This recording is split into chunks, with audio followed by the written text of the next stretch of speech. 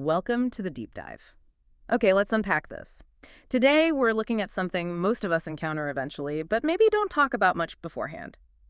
What exactly do you wear to a funeral? It sounds simple, but it's really more than just clothes, isn't it? It's like a silent way we show respect. Empathy, especially during such a sensitive time. We're drawing today from Oliver Remington's really insightful piece, What Not to Wear to a Funeral.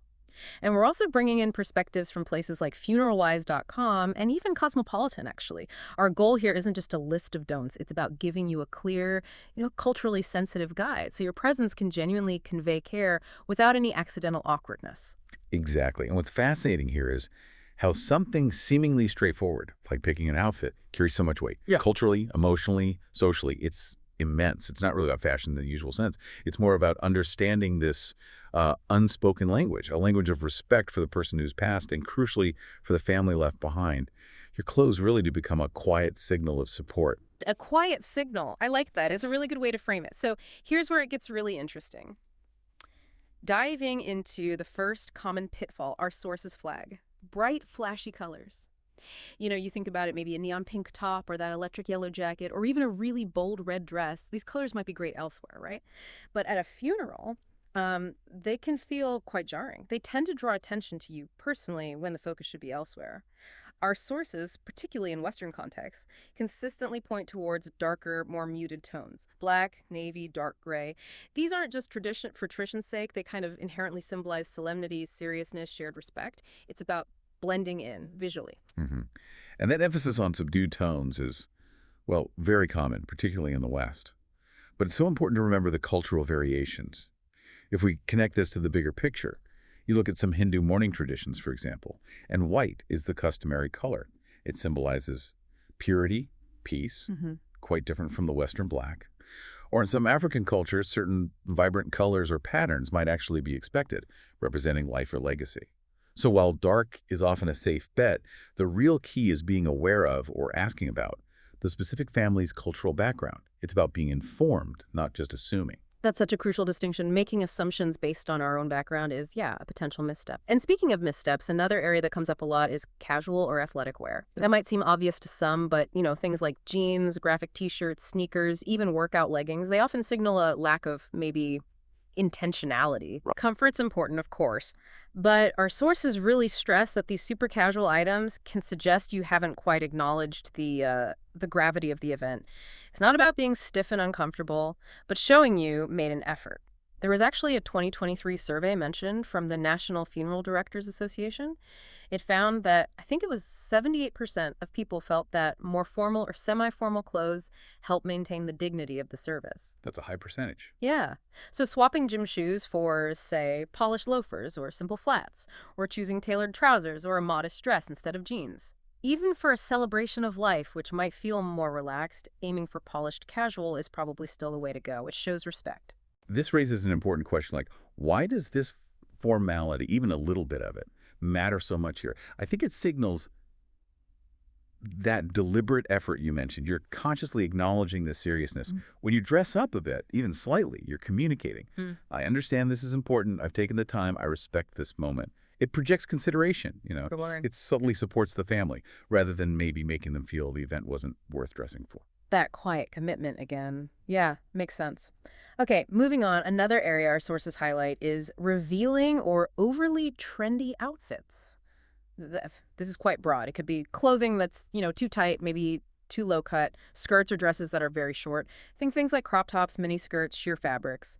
But also overly trendy stuff like ripped jeans, even if they're a designer, or t-shirts with big logos or potentially off-key slogans. Distractions, basically. Exactly. The guiding principle here seems to be blend in, don't stand out.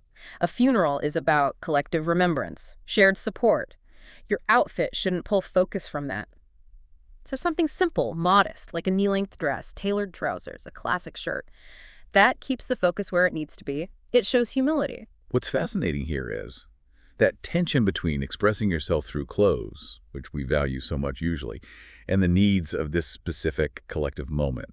Personal flair kind of takes a back seat, doesn't it? The emphasis shifts to the group, to mourning together, supporting each other.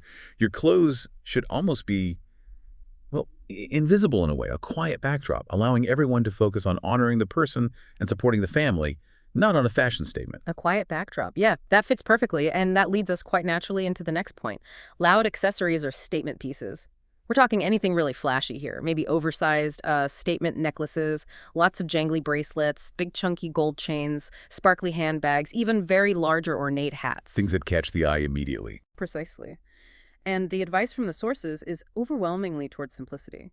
Think understated earrings, a simple watch, maybe a subtle necklace.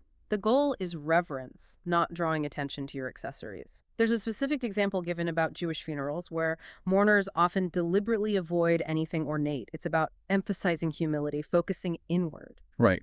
And if we connect this to the bigger picture, it just reinforces that every part of your attire contributes to the overall message. It's holistic. It's not just the dress or the suit. It's the whole package, down to the earrings or the watch.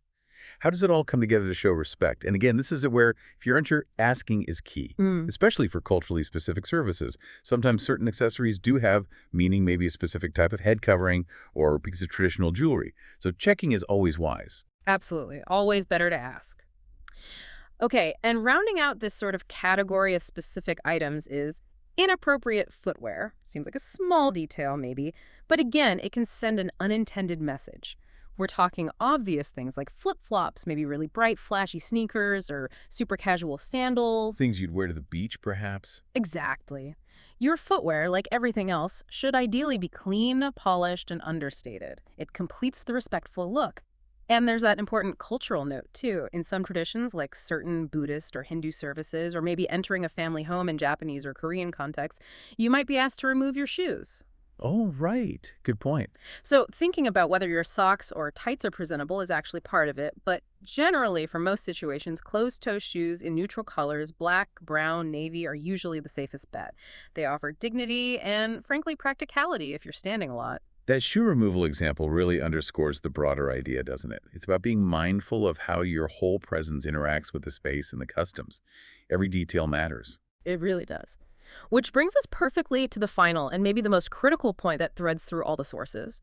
Anything that disrespects cultural norms.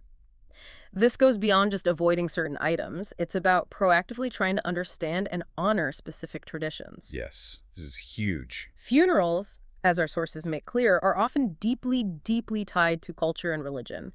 Your clothes need to reflect that understanding to truly show respect.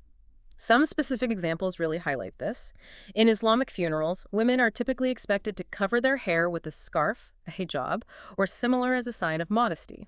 Or, in Sikh services, head coverings are often required for everyone, men and women, like a turban or scarf. These aren't just suggestions, they're integral. Exactly. Or think about colors again in some Chinese traditions. White or very plain colors might be expected, while red, the color of celebration, would be seen as highly inappropriate. You're stepping into a specific cultural space. And the gravity of getting this wrong, well, it's significant. Wearing something that goes against these deep-seated expectations like, say, a sleeveless top in a very conservative religious service, or that red dress at a Chinese funeral isn't just a fashion mistake. It can come across as profoundly insensitive. I mean, really disrespectful. It can genuinely cause additional pain to a family already grieving. This is precisely why research or just asking someone connected to the family or the service is so incredibly important. If you're unsure, find out, making sure your outfit aligns with the tradition.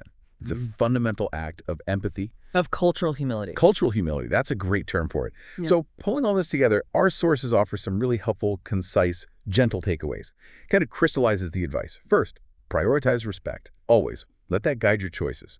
Think about the solemnity, the family's traditions. That's number one. Second, keep it simple. Neutral colors, modest cuts, polished appearance. Keep the focus off your clothes and on the remembrance. Third, when in doubt, ask. Seriously, it's always better to ask than to guess wrong.